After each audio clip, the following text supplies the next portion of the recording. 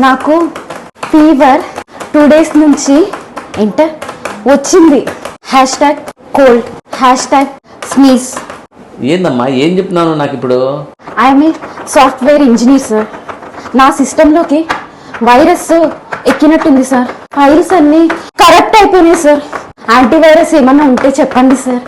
Software engineer అయితే మాత్రం virus files correct అని చెప్తావా? మళ్ళీ చెప్తున్నావు కదమ్మా. మేము కూడా మందులు రాసిస్తాను, ఇదే బయట మెడికల్ స్టోర్లో చూపించి మందులు తీసుకోండి సార్. ఇదేం language sir? I have not seen in computers. నీకు C++ తెలిస్తే నాకు MS++ తెలుసు. పో మెడికల్ స్టోర్లో చూపిస్తే వాళ్ళే డీకోడ్ చేసి మందులు అని సార్. పోమ్మా పో.